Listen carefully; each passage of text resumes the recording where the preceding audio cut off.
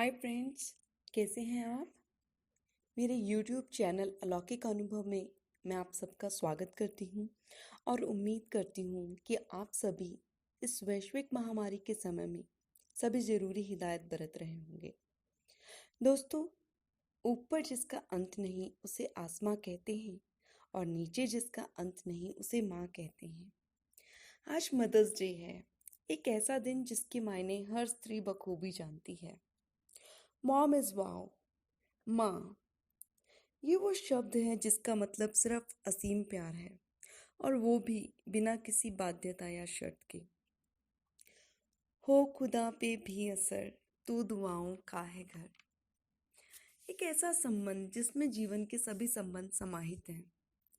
कहते हैं कि माँ की दुआ कभी खाली नहीं जाती और माँ की बद्दुआ कभी टाली नहीं जाती।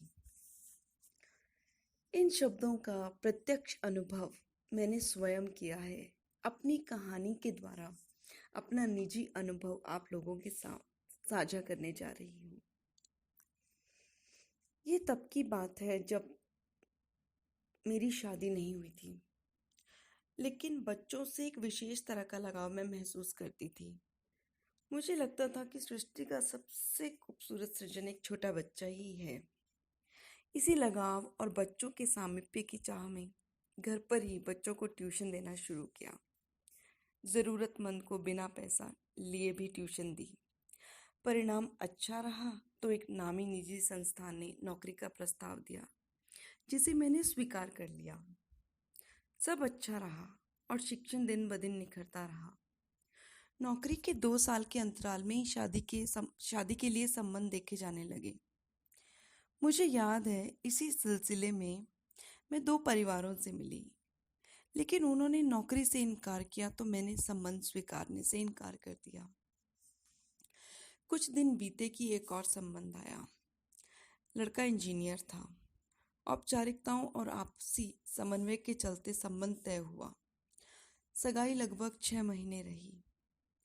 दोस्तों, ये जीवन का सबसे खूबसूरत समय था, जिसे शायद मैं दोबारा जीना चाहूंगी। चलिए, इस पर भी एक वीडियो जल्दी बनाऊंगी। 6 महीने के बाद शादी तय कर दी गई और नियत तिथि पर शादी हो गई और साथ ही मेरा बीएड लिस्ट में सिलेक्शन भी। बीएड में दाखिला ले लिया और सिलसिलेवार कॉलेज जाना शुरू कर दिया। 1 साल के बाद बीएड की डिग्री मिल गई।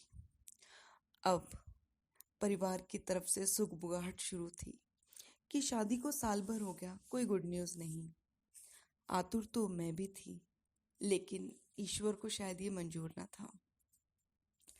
1 महीना, 2 महीना, 3 महीना करते करते समय बीतता रहा और मैं अवसाद का शिकार हुई कि मेरे साथ ऐसा क्यों।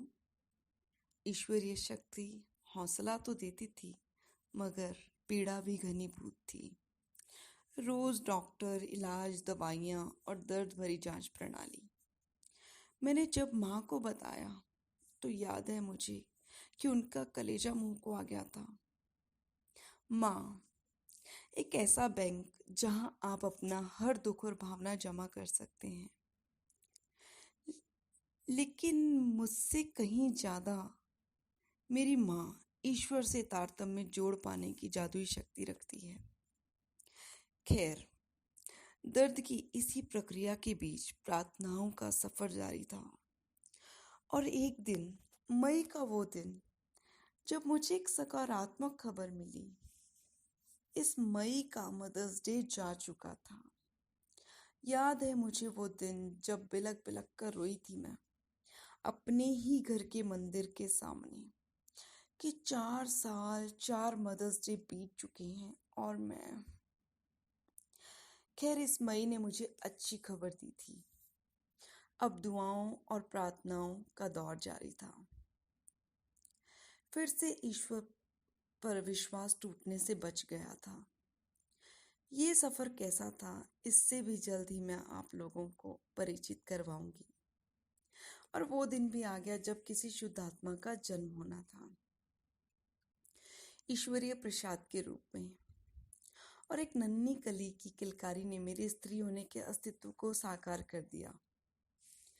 मैं खुश होने से ज्यादा रोई, बहुत रोई, जैसे समाज की किसी अग्नि परीक्षा में मैं बहुत अच्छे अंकों के साथ उत्तीर्ण हो गई थी।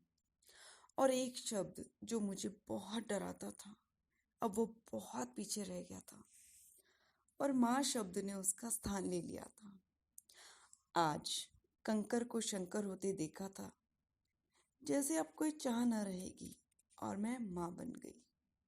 अपने वजूद को तलाशती, अपनी जमी को कुरेदती हुई, अपने भीतर के ममत्व को एक सुंदर रूप में देखकर आज मेरा स्त्री होना सार्थक था। भावनाओं को जैसे आकार मिल गया था और मदर्स डे को अपने मायने। ईश्वर का एक सुंदर रूप, एक निश्चल कृतित्व, मेरी बेटी जिया, एक अलौकिक अनुभव। दोस्तों, मैंने एक छोटा सा प्रयास किया है अपने शब्दों को आप तक पहुंचाने का। उम्मीद करती हूँ कि मेरे इस प्रयास में आप सब मेरे साझेदार रहेंगे। अरे हाँ, चैनल को लाइक, शेयर और सब्सक्राइब करना ना भूलिएगा। तो दीजिए इजाज़त।